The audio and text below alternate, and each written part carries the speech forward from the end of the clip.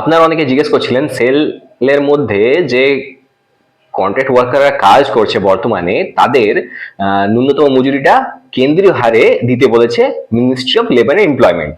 এখানে মজাদার বিষয়টা হচ্ছে সেল কেন্দ্রীয় সংস্থা, সেল মানছে সে কেন্দ্রীয় সংস্থা, তাহলে রাজ্য সরকারের বেতন নীতিটা কেন নির্ধারণ করে রেখেছিল? সেল আইএসপির মধ্যে বা ডিএসপির মধ্যে যে পেমেন্ট একটু পরে বাড়ায়, সেল পেমেন্ট অবশ্য অল্প বেশি আছে।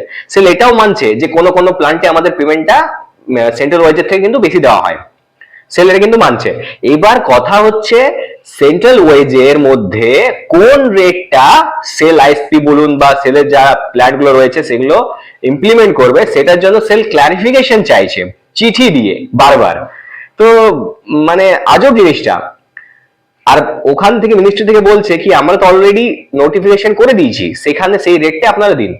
এবার আমিও জানি কোন রেটটা কার্যকর হবে, আপনারা জানেন হয়তো কোন রেটটা কার্যকর হবে, তা সত্ত্বেও এই মজাদার বিষয়টা এখন চলছে। এবার দেখি কবে সেল ক্লারিফিকেশন পাই, তারপর আমাদের স্যালারিটা ইমপ্লিমেন্ট করে।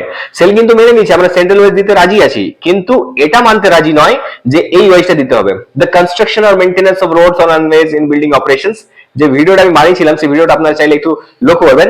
আর এই দেখুন এই স্ক্রিনশটটা আমি দিয়ে দিলাম, এই স্ক্রিনশটের মধ্যে এটা কিন্তু লেখা রয়েছে যে বর্তমানে সেল কি ডিমান্ড করেছে। এখনো অবধি সার্কুলারই সেল ছাড়তে পারেনি যে কত রেট দিতে হবে।